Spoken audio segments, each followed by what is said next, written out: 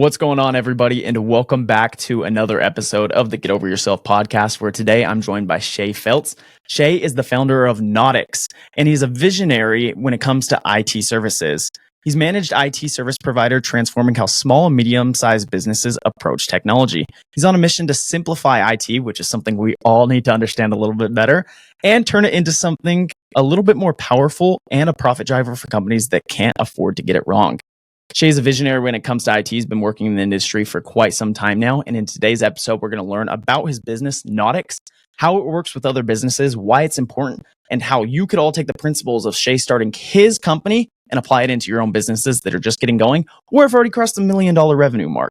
So with that all being said, let's welcome Shae to the show and get started with today's episode.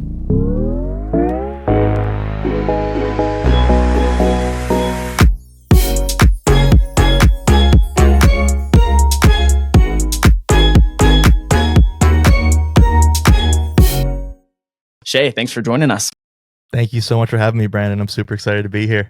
Yeah. You just let me know you're calling in from Minnesota. What's the weather like right now? It's currently this is going to come out a little bit later, but it's currently in September. So here in Utah, it's getting a little bit colder now. It's still somewhat warm, but it's not quite as hot as it was during the summer. Yeah, it's not too bad here right now. It's about 78 degrees. Minnesota is a great place for about 3 to 5 months, and then it just gets overcast and below freezing for the remainder of the year. So it's great now. It's a good place to spend the summer and the fall, but the winters do get a little long. Are you a Vikings fan? Yeah, I'm a Vikings fan. Okay, I feel like anybody from Minnesota, if they're not a Vikings fan, will get ousted out of Minnesota. But it's hard for me because I was born in Wisconsin. I lived there for 2 years before I moved here. So I've got both sides.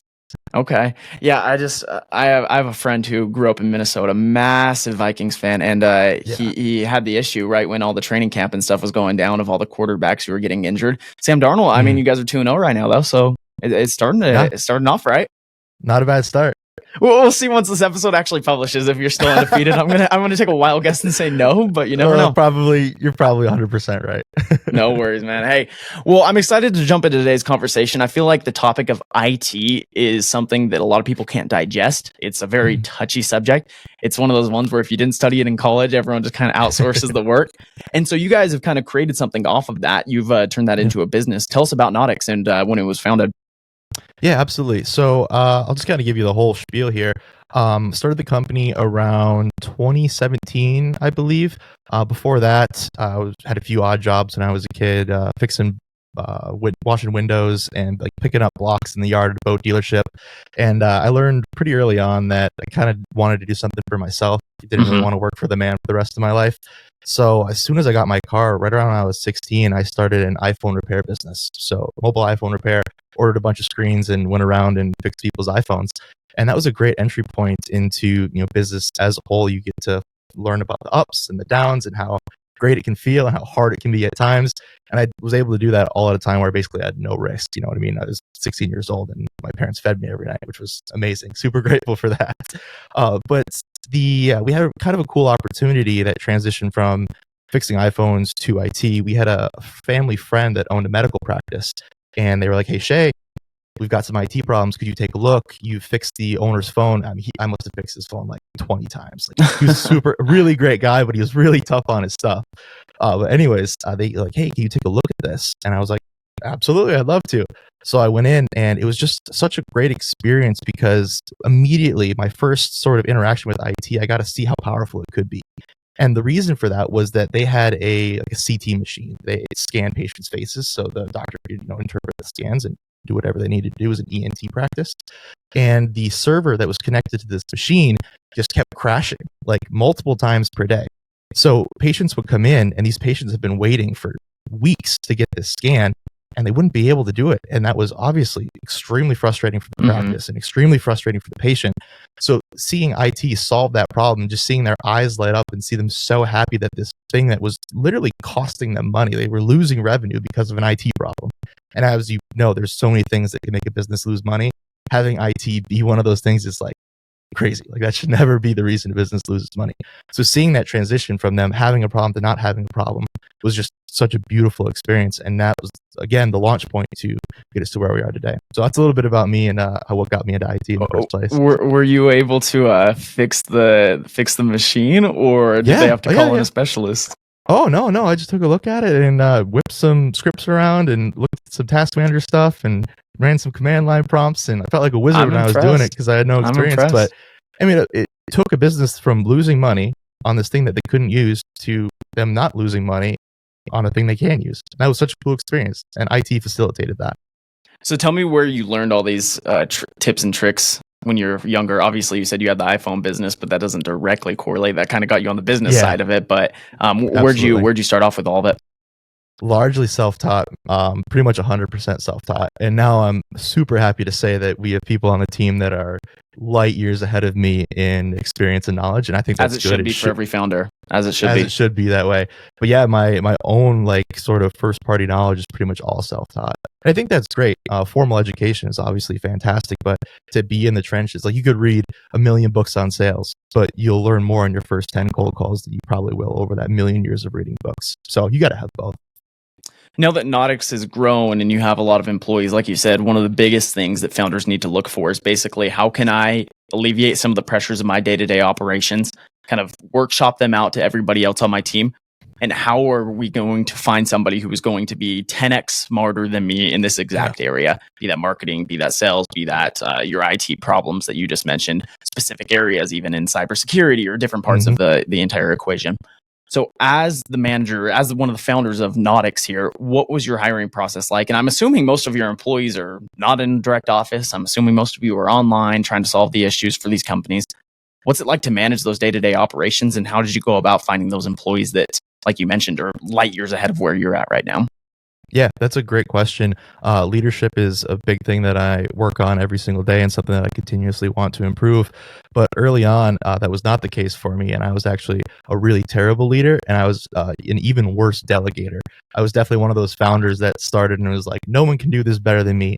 I have zero sales experience, but there's no chance that I am not the best salesperson in the world. And that was a mindset that absolutely crippled me for many, many years. So that initial piece of just learning to delegate and trusting other people to do things better than you can do them. And just you get this anxiety when you're like, hey, can you take care of this for the first time? And I would just pressure people to move through that anxiety. Because once you do, you open up this beautiful world of all these other people working with you that you just can't get when you're a sole person. Like think of any business in the world that's worth $1 billion. Their chances that there's one person running that company, they have a head count of 1 is 0, which doesn't happen. So if you want to grow these big, beautiful businesses, you need to learn to delegate and you need to learn to lead the people that you've delegated to. So specifically going back to the hiring though as well, what avenues did you take to find these top tier employees that were light years ahead of you? So starting off early, I found a lot of people on kind of unique channels. Reddit actually was where we got a majority of our early hires. And I feel like that works very well for IT. I'm just going to throw that out there. Yeah, no, it's great. A lot of great talent on Reddit, and we hire globally. So that gives us a ton of flexibility to get talent from anywhere in the world that it exists. I think sometimes businesses get siloed into hiring in like a 20-mile radius of their town, and their town has a population of like 2,000 people. What are the odds you're going to find the best talent in that local geography? It's like very, very low statistically. So I think opening up your hiring and being comfortable and setting up the tools and the processes and whatever you need to do to allow your organization to run remotely, ideally globally, is a huge unlock that you can do to make your business better. And so now that you actually have your operation set up, and this is an endless, lifelong pursuit of trying to become a better manager and trying to understand your employees, their needs, their desires, how you can help them, how they can help you. It's a kind of a back and forth relationship. Now that a lot of these day-to-day operations are established, though, what does your role in the company look like? Well, right now we're actually creating a ton of content. So a majority of the time, I'm a guy in front of the camera reading scripts and trying to speak more articulately. That actually takes up a lot of my time throughout the day. But outside of that, it's just being a leader and trying to remove blockers for people. So I try not to micromanage anyone. I try to sit down and learn, what are you doing and what can I do to make your life easier? My entire team will tell you this. I say it probably 7 times a day, but my job is to make your job as easy as possible. That's what any manager, anyone that has direct reports, I think that's their ultimate job. That's what you need to do. You just have to allow people to do their job. So whether that's getting them the tools, getting them the training, removing issues that they can't remove themselves, that's what you need to do. And that's what I try to do every day. And so now let's take a bigger picture look at Nautix and tell us a little bit about your customers, who you guys serve, and what you guys do for them on a day-to-day operation standpoint. Yeah, absolutely. So when we got started, we were working with smaller companies, so family medical practices, specialty medical practices, insurance offices. I wonder where you got those ideas from. Kind of fell into it a little bit, but yeah, those companies were around 10 to 20 employees, and we identified an opportunity to solve a bigger problem that people were having. In order to solve that problem, we had to move up market a little bit. So we moved from 10 to 20 in terms of headcount to 100 to 250 in terms of headcount. And the reason we did that is, I'll tell you soon, but before we dive into that, I think it helps to have a little bit of a background of how the IT industry works. Yeah. So there's 3 main business models, and they're kind of on a spectrum. So on this side, you have a business model called break fix, which actually is a lot like iPhone repair. Like your computer breaks, or you have this one tech support problem, you bring it in, or they remote in, they give you an invoice for some hourly rate, and then you're done. That's break fix. On the other side, you have internal IT, which is super similar to hiring your own internal people, your own salespeople, your own marketing people. They work for you and they serve the IT needs for the company. That's actually the best way to do IT. But to do it properly, you need a team of like 50 people. Like if you look at enterprise IT teams, they have dedicated teams, fully staffed, and then all the other ancillary managers and all that stuff. Which obviously costs a lot of money, a lot of management. You need to be a very big company to be able to manage it. Absolutely right. But a lot of companies have needs that require that sort of team. So in the middle, you have an MSP, and MSP stands for Managed Service Provider. So what an MSP does is they build their own internal IT team. So that's basically what we did at Nautix for the first 5 years, is we just built IT teams. So we have a cybersecurity team, a network team, a system administration team.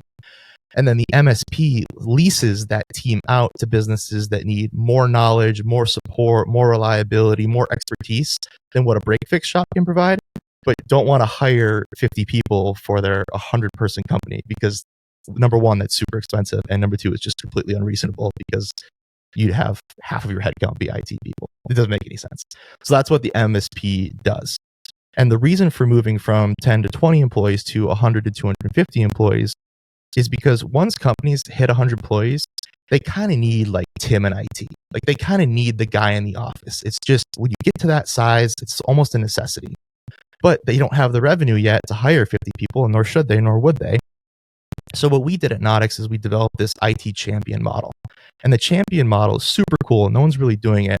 We take someone and we hire them, we retain them, we train them. They're our employee. But we place that employee on the client site 40 hours a week full time. So the client gets that, they get Tim in IT, they get the IT resource, but they don't have to manage them, train them, retain them, all that stuff. Now, of course, one person cannot do the job of 50 people. Great solution, because we have all those IT teams that we've been building over the past years also working for that same client. And the beautiful thing is there's 100% alignment between that on-site resource and the back-end teams because they're literally from the same company. A lot of times a company would hire one internal IT person that's managed by them, and then another MSP that's of course outsourced.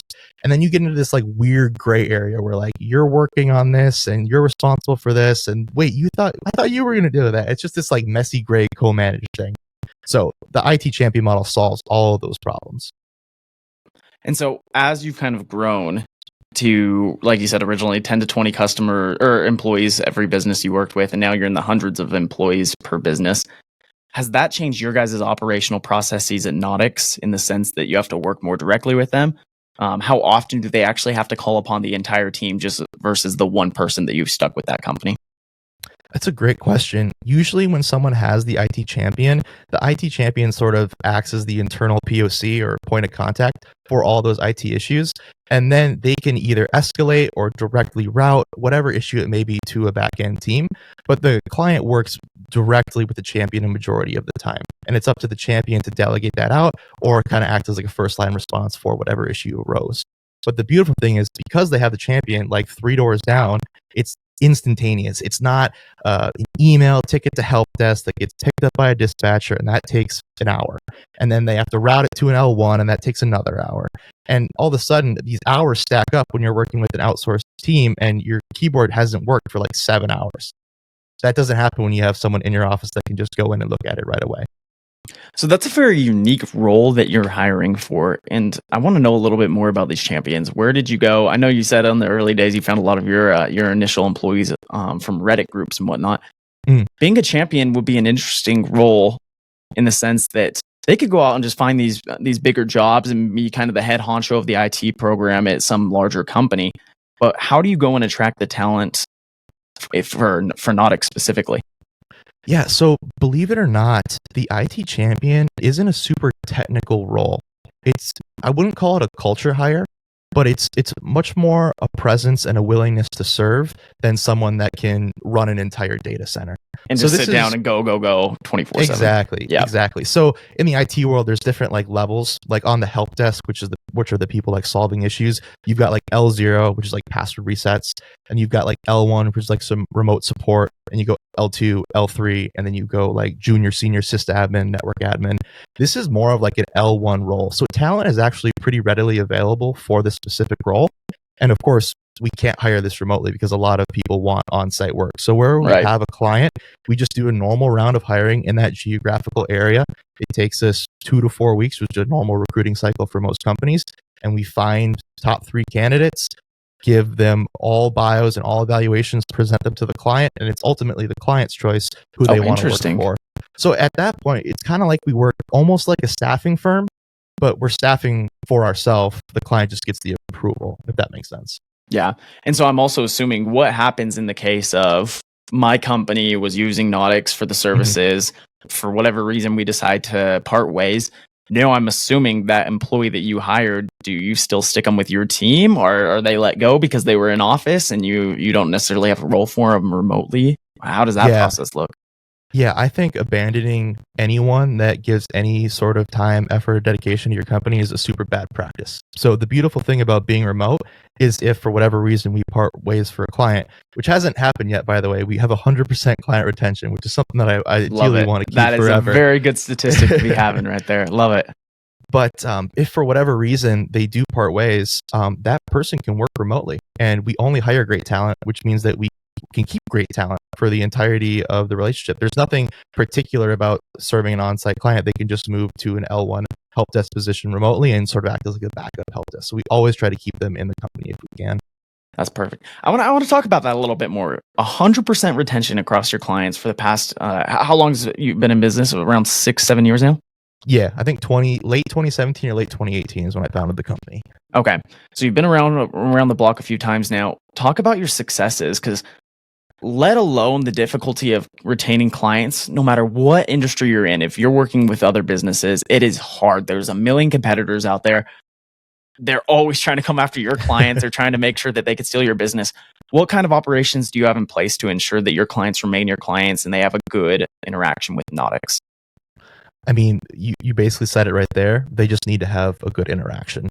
The way to make clients stick is to make the value that they get out of the relationship more than the cost that they have to pay.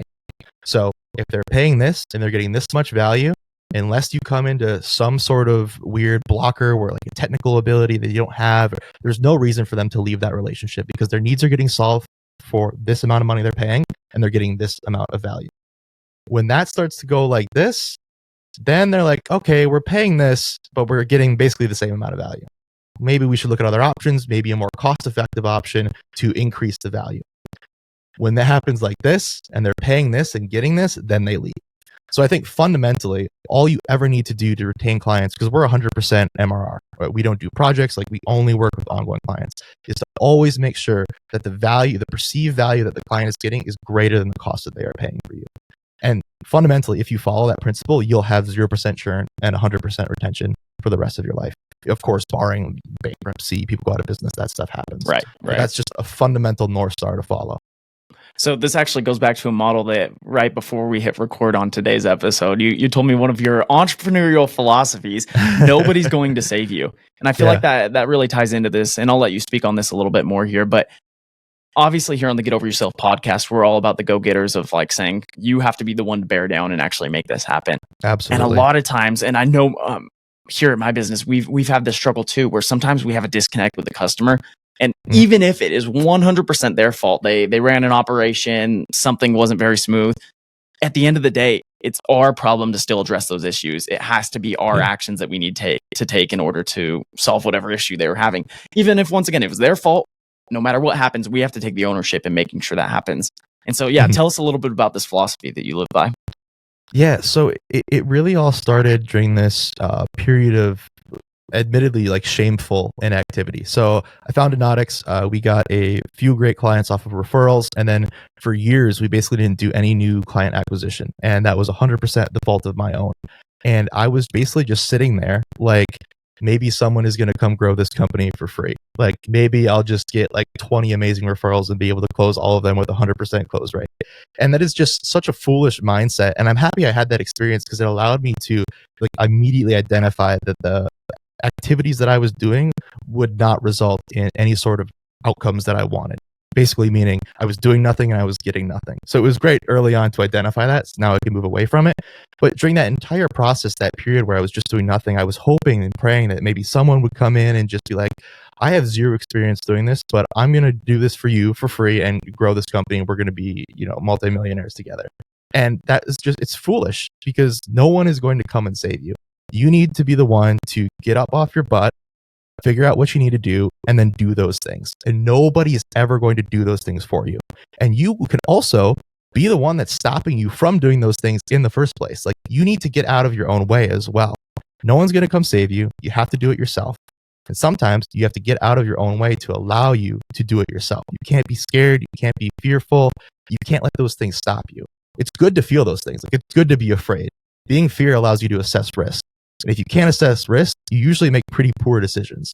So being fearful, being sad, these are all like okay emotions to have, but you can't let them stop you because that when you do that, you get in your own way. And I think I want to make sure that get stuck in that. Yeah, I want to make sure this doesn't get pushed under the rug there. That is one of the best pieces of advice I've heard from another founder. And for a lot of the listeners out there, if you are just getting started on your journey, I know there's plenty of you out there who your businesses are thriving right now. You're thinking, okay, Shae, I understand this. Give me some more information. But for everyone out there who's a little bit younger in their journey, their business is just getting going and they're trying to figure this out. It's so often inside of our heads, we think, wow, if only I could land this one client and then they'll be able to refer me to everyone. Yep. If only I could get this one task done. If only I could optimize this website or make this one ad and all these clients will just start rolling in. And it's a naive situation you put yourselves in because in some cases, yes, it might help you in many instances. But at the end of the day, the steps you need to take are determined by you. And in your business what you have to get done. But sometimes it's the things that you have to get done that you don't want to at all. And so what Shae just told us there is set aside all of your emotions around whatever subject it is. If you need to go land a client, go start knocking on doors. Go start showing up to these businesses in person. Go and cold call. Like pick up the phone and start doing whatever it takes. And so, Shae, I appreciate that advice. I feel like that's some of the most impactful advice I've heard here on the podcast in a long time. Yeah, and I could double down on that too. You mentioned you identified a problem and you had set a set of things that you need to do to solve that problem. The beautiful thing about life in general is you don't need to feel any of these ways to do the thing that you need to do. If you need to run a marketing campaign, you need to create your copy, create your creative, and launch it. You know what you don't need to do? Be happy to create a marketing campaign. You don't need to be happy or be sad or be motivated. You don't need to be any of those things to complete the work that is required of you. All you have to do is do the work. So don't worry about being motivated. Don't worry about being happy. Don't worry about being sad. These are good things to acknowledge. But again, you can't let them get in your way. Just focus on what needs to be done and remove all the things that aren't doing those things. You will find yourself to be a happier person. The moments in my life where I was the least happy are when I was focused most on being happy. I was like, was today a good day? Was today a bad day? What can I do tomorrow to be happier? And again, I was accomplishing nothing and focusing purely on what made me happy. Just remove all of that stuff and just focus on what needs to be done. That's a huge piece of advice I have for people. And it's something that I wish someone would have screamed in my ear, and no one did. I had to learn that the hard way. So take my lesson without the scar. I love it. I love it, Shae. Well, thank you so much for joining us on today's episode of the Get Over Yourself podcast. Before we close out, as always, everybody, if you enjoyed today's conversation, make sure to share it with somebody who you think would be impacted by it. If you know somebody who's struggling with their IT solution, Shae could be your guy over at Nautix. Their entire team could help out your friend, your family member, your pastor, your local congregation. Whoever would need to hear this conversation, make sure to share it. You guys are also my best form of marketing, so we can continue to grow the Get Over Yourself podcast. All of Shae's links will be included in the episode description down below. But Shae, if anyone wants to reach out to you directly, where can they find you? LinkedIn is absolutely the best place. Send me a DM. I would love to talk to anybody. LinkedIn. Follow me, of course. I would love to see you there. Awesome. Once again, everybody, all that will be included in the episode description below. So whatever podcasting platform you're listening on, make sure to check out the description and find Shae later. Shae, as we close out today's episode, one final question. You already gave a little bit of entrepreneurial advice at the end here, but if you can give one worldly piece of advice, one piece of advice the entire world could hear right now in this moment, what would it be and why? I think that you just need to do it. And you just need to take the risk. And I know that's such an easy piece of advice because everyone says, just take the risk, just do it. But think about yourself when you're 80 and you're saying goodbye to your grandkids on your deathbed. Like, you want to give them the most epic story that you can. And saying I was scared and I didn't do it, or I didn't do it because I had this blocker, I didn't do it because I didn't feel happy that day. That's not a cool story. That's not a story you want to tell. Think of your life as a story, and at the end of your life, make yourself the story that you want to share. You know what I'm saying? Like, my dog ran away, my wife left me, and I still did these things despite that. That's a cool story. Everything bad that happens to you, add it to that story and just keep moving forward. That's what I would recommend. Awesome. Well, thank you, Shae. Guys, I appreciate you for listening to today's episode of the Get Over Yourself podcast. Make sure to tune in next Friday at 9 a.m. Mountain Standard Time for the next episode, and we'll see you then.